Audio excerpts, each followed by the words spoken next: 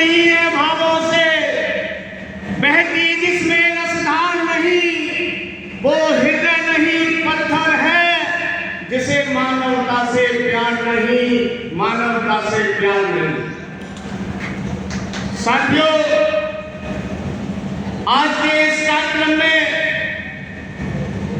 सबसे पहले अपनी बात शुरू करूं उस तथागत गौतम बुद्ध के चरणों में नमन करते हुए, वंदन करते हुए लाखों करोड़ों लोगों को जीवन दान देने वाले, भारत के लिए संविधान देने वाले डॉक्टर भीमराव अम्बेडकर के चरणों में नमन वंदन करते हुए और इस अंधविश्वास और पाखंडवाद को जड़ से मिटाने के लिए उत्तर भारत के पेरियार कहलाने वाले ललई सिंह यादव के जन्मदिन के अवसर पर कार्यक्रम करते हुए मैं ललई सिंह यादव के नतमस्तक होते हुए अपनी बात रखना चाहता हूँ।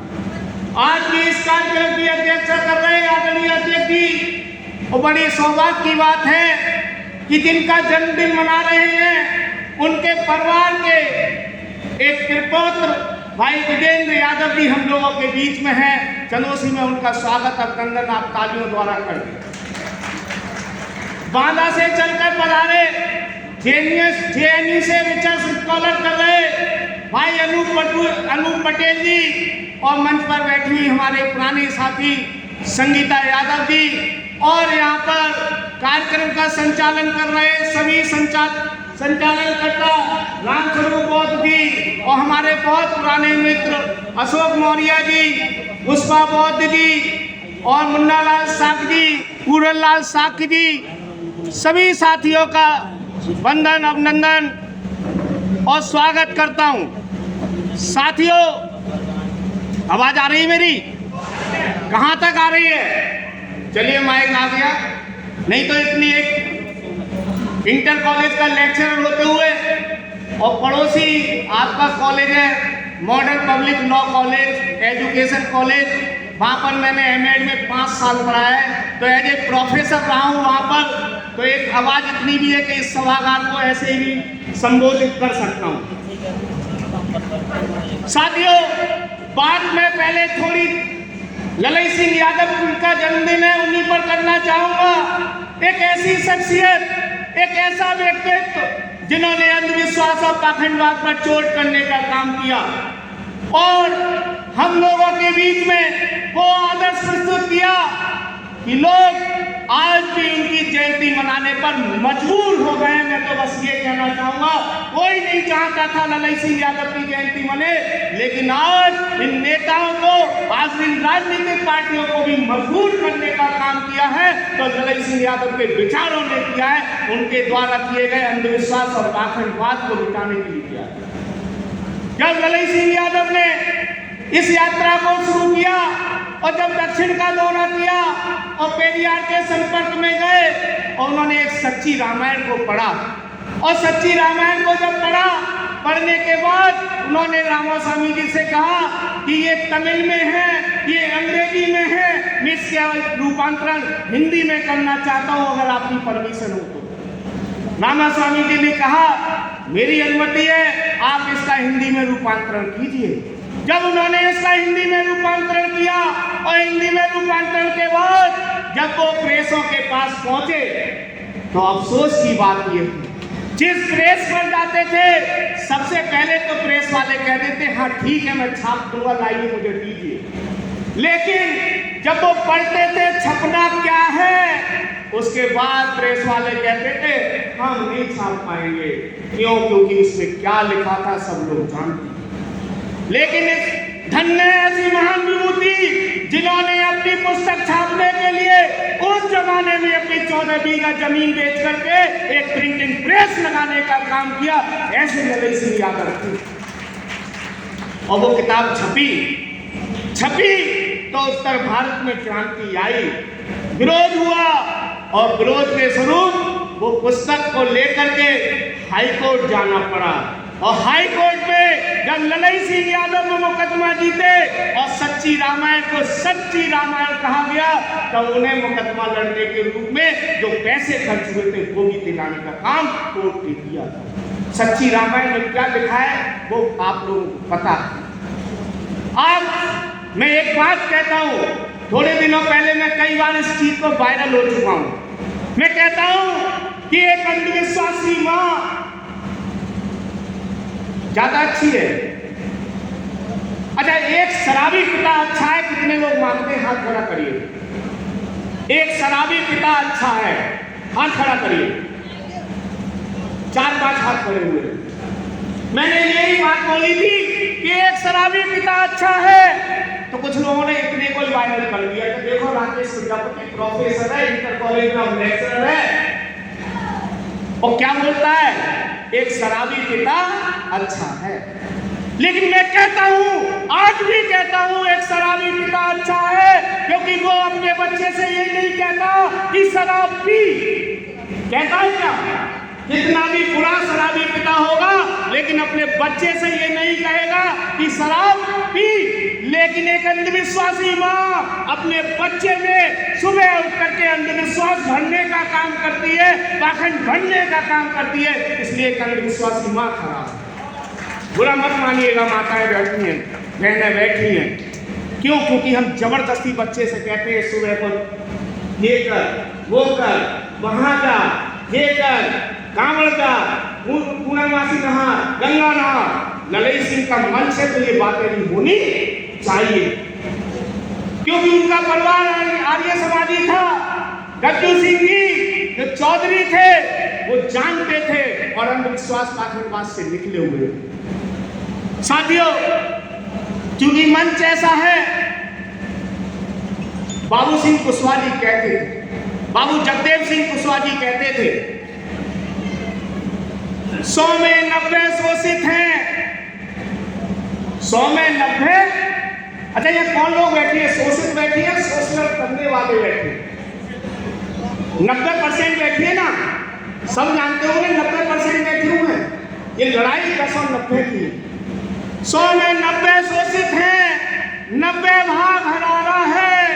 धन धरती और राजपाट में 90 भाग हरारा है। 10 का शोषण, 10 का शासन 90 पर, 10 का शासन 90 पर नहीं चलेगा, नहीं चलेगा, नहीं चलेगा। आज देख लीजिएगा, 90% लोगों पर 10 का शासन चल रहा है। और मैं यहाँ 4 बातें जरूर करना चाहूंगा, क्योंकि प्रबुद्ध वर्ग बैठा हुआ है। अगर यहाँ नहीं करूंगा तो कहीं नहीं कर सकता। NFS, कितने लोग जानते हैं NFS के बारे में? हाथ खड़ा करिए। अफसोस की बात है 3 या 4 हाथ खड़े हुए। प्रोफेसर साहब, बड़ा अफसोस होता है, दिल रोता है, दर्द होता है, पीड़ा होती है, कष्ट होता है कि हमारा प्रबुद्ध वर्ग NFS नहीं चाहता। आज NFS के नाम पर 90% लोगों के हक अधिकार खाए जा रहे हैं, ये आप लोगों को पता होना चाहिए। अभी परसों की घटना है, इलाहाबाद यूनिवर्सिटी में 10 पद भरने थे, देख लिया होगा। 10 पद भरने थे, 8 पद तो भर दिए गए, लेकिन 2 पद नहीं भरे गए। कौन से नहीं भरे गए? SC और OBC के नहीं भरे गए, और उन्हें NFS दिखा करके खत्म कर दिया गया। NFS का मतलब है नॉट फाउंड सूटेबल, यानी कि उनके अनुसार इस देश में आजादी के 75 साल बाद भी आज भी पिछड़ा और अतिपिछड़ा और समाज और जो बहुजन समाज का व्यक्ति है वो उनके अनुसार योग्य नहीं है। NFS करके ये पूरी यूनिवर्सिटी में, विश्वविद्यालयों में प्रवक्ताओं के पदों को, प्रोफेसरों के पदों को खत्म करने का काम कर रहे हैं। NFS को सिंपल सी बात में बताना चाहता हूं कि जहां भी विज्ञप्ति निकलती है, सामान्य के पदों पर तो भर्ती कर दी जाती है, लेकिन पिछड़ों और दलितों के पदों पर ये कह करके भर्ती नहीं की जाती है कि योग्य उम्मीदवार नहीं मिले, और अगली बार को उस भर्ती को सामान्य में बदल करके फिर से सामान्य को दे दिया जाता है। ये है NFS। दूसरा एक और बताना चाहूंगा, लेटरल एंट्री। कितने लोग जानते हैं लेटरल एंट्री के बारे में? कम हाथ उठे। जिस दिन ये हाथ 100% उठ जाएंगे उस दिन इस देश का तानाशाही खत्म हो जाएगी। लेटरल एंट्री बताता हूं, एक आईएएस की परीक्षा होती है। उस आईएएस की परीक्षा देने के लिए लोग 10-10, 20-20 साल मेहनत करते हैं, घुटन पड़ के मेहनत करते हैं, लेकिन फिर भी परीक्षा नहीं पास कर पाते हैं। और आईएएस बनने के लिए कितना समर्पण करना पड़ता है सब लोग जानते हैं ना। इस देश का सबसे बड़ा संवैधानिक पद है आईएएस। लेकिन इस देश के अंदर आईएएस बनने के बाद 10 या 12 साल बाद सचिव पहले तो बनता है कमिश्नर 10 या 12 साल बाद, उसके भी 10 साल बाद सचिव बनता है। यानी कि एक आईएएस बनने के बाद 22 साल बाद सचिव बनता है। ये तो जानकारी है नहीं है, ये तो सबको जानकारी है आईएएस बनने में कितना कठिन कार्य है। आईएएस के बाद कमिश्नर बनता है 10-12 साल बाद, उसके 10-12 साल बाद सचिव बनता है, 22 साल बाद सचिव बनता है। पहले तो आईएएस ही बनना कठिन काम है, चलो उसी में गिन ले, उंगलियों पर गिन लिए जाएंगे, हमारे समाजों में उंगलियों पर गिन लिए जाएंगे। लेकिन इस समय में 325 एक बार नोट कर लीजिएगा, 325 एक बार, 30 एक बार, 34 एक बार, 9 एक बार, लगभग 400 डायरेक्ट सचिव बनाए गए। डायरेक्ट सचिव अच्छी बात है, बन जाने चाहिए, कोई फर्क नहीं पड़ता। लेकिन दुख इस बात का है उसमें एक भी दलित नहीं है, एक भी पिछड़ा नहीं है, एक भी आदिवासी नहीं है, एक भी अल्पसंख्यक नहीं है। दुख इस बात का तो कौन है? अभी भी बताना पड़ेगा कौन है। समझना है मेरी बातों को? कौन है? तो वही 10% लोग हैं। वो 10% लोग डायरेक्ट सचिव बन जा रहे हैं और हमारे लिए झुंझुना और घंटा थमाने का काम किया जा रहा है। साथियों, ये बात इसलिए मैं कह पा रहा हूं, ये बात मैं इसलिए कह पा रहा हूं क्योंकि डॉक्टर भीमराव अम्बेडकर ने कहा था, क्या कहा था? शिक्षा वो सेवनी का दूध है जो पीता है वो दहाड़ता है। और जो लोग मुझे जानते हैं, जो लोग मुझे सुनते हैं, जो मुझे देखते हैं, आज आपका भाई इसीलिए किसी भी मन से डरता नहीं है, चाहे कुछ भी होता है। सरकारी नौकरी होने के बावजूद भी इस सरकार के खिलाफ, इस तानाशाही के खिलाफ, इस जो शोषण हो रहा है इसके खिलाफ लगातार बोलने का काम करता हूं। 2 बातें और बताऊंगा। थोड़ी तालियों की कमी है आपकी सभा में, या बातें समझ में नहीं आ रही है, या मुझे लग रहा है कि बोलने वाले लोग की कमी है। मुझे लग रहा है कि शायद बातें तो समझ में आ रही होंगी, नहीं आ रही है। तो ताली थोड़ी सी और कुछ नहीं करती है, ये लगता है कि हमें लोग सुन रहे हैं। थोड़ी तालियों की कमी है। अच्छा, कितने लोग कॉलेजियम सिस्टम जानते हैं? चर्चा जरूर करिएगा। अगर आप लोगों ने आज इन 4 चीजों पर चर्चा नहीं की तो यहाँ आना बेकार है, व्यर्थ है। कितने लोग कॉलेजियम सिस्टम जानते हैं? काफी हाथ उठे, लेकिन अभी भी पूरे सदन के हाथ नहीं उठे। कॉलेजियम सिस्टम, ये 4 चीजें जिस दिन समझ जाएंगे ना, उस दिन सारी लड़ाई खत्म हो जाएगी। आपका हक कौन खा रहा है, आपका हकूक कौन खा रहा है, आपकी हिस्सेदारी कौन खा रहा है, आपकी भागीदारी कौन खा रहा है, आपकी जमीन पर कब्जा कौन किए हुए है, ये आपको जानकारी हो जाएगी। अब कॉलेजियम सिस्टम पर आ जाता है। एक कॉलेजियम सिस्टम ही है कि आज सन 2018 तक, प्रोफेसर साहब, सन 2018 तक भारत की 44 सेंट्रल यूनिवर्सिटी है, 44। 2018 तक भारत की 44 सेंट्रल यूनिवर्सिटी में एक भी पिछड़ा, एक भी दलित प्रोफेसर नहीं बना। ये है कॉलेजियम सिस्टम। कुछ लोग समझते होंगे प्रोफेसर आपके रिश्तेदारी में भी होंगे। अच्छा, कोई भाई बहन यहाँ पर प्रोफेसर है, एसोसिएट प्रोफेसर है, किसी डिग्री कॉलेज में प्राइवेट तौर पर पढ़ाता है, कोई भी प्राइवेट तौर पर पढ़ाता हो, वैसे पढ़ाता हो, एक कमी।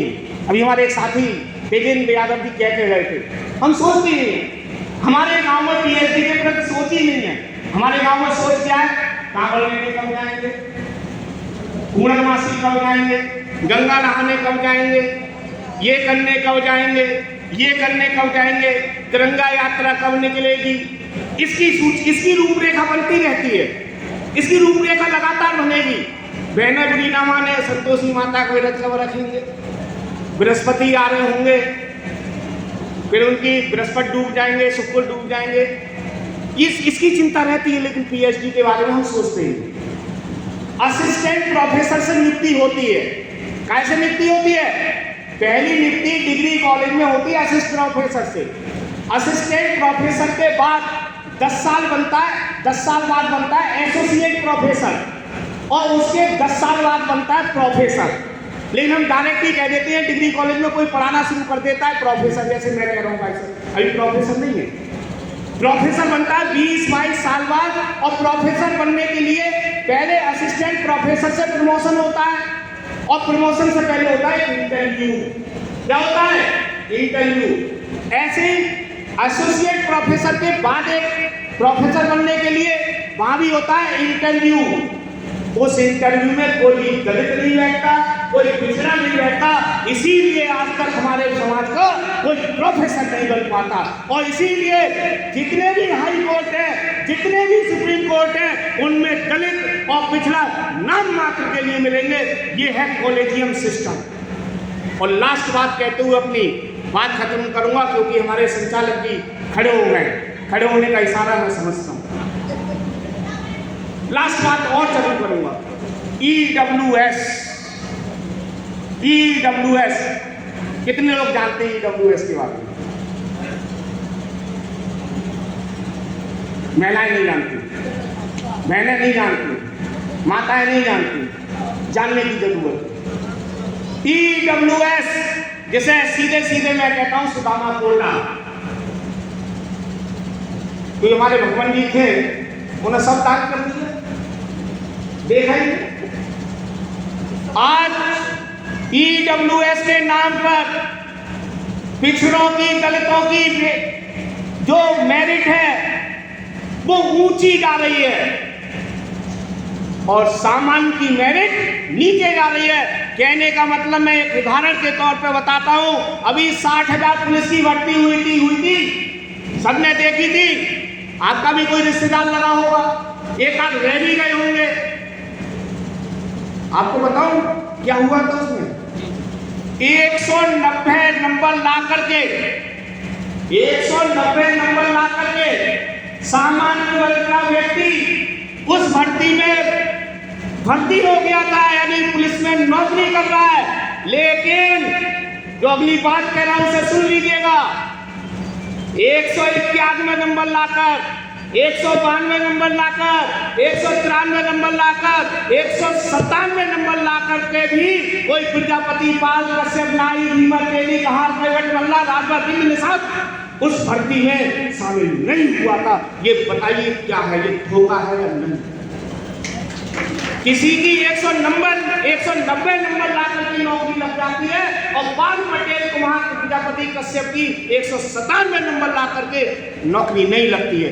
ईडब्ल्यूएस की कट ऑफ थी 190 और पिछड़ा वर्ग की थी 157। तो साथियों, आप लोगों ने मुझे बहुत ध्यान से सुना, बहुत बहुत शुक्रिया, बहुत बहुत धन्यवाद, बहुत बहुत आभार। बस इस बात को कहते हुए कि मैं तो लोगों को जगाने का काम कर रहा हूँ। मुन्ना लाल जी बैठे हुए हैं, हमारे कैडर के साथी हैं, और भी बैठे हुए हैं, पूरन लाल जी भी बैठे हुए हैं, ज्ञानेंद्र जी बैठे हुए हैं, पुष्पा वौत जी बैठे हुए हैं। लगातार हम लोग लोगों को जगाने का काम करते हैं। आप लोग भी इनकी चर्चा जरूर करिएगा। इन चारों चीज़ों की चर्चा जिस दिन पूरे देश में हो जाएगी, निश्चित रूप से पिछड़ा दलित समझ जाएगा और इनके अंत बहकावे में नहीं आएगा। 2 लाइनों के साथ अपनी बात खत्म करूंगा। वक्त बहुत कम है, जितना है उतना लगा दो, कुछ को मैं जगाता हूँ, बाकी को आप जगा दो, बाकी को आप जगा दो। जय संविधान, जय भीम, जय ललन यादव, जय अम्बेडकर, नमो बुद्धाय, जय भीम। धन्यवाद।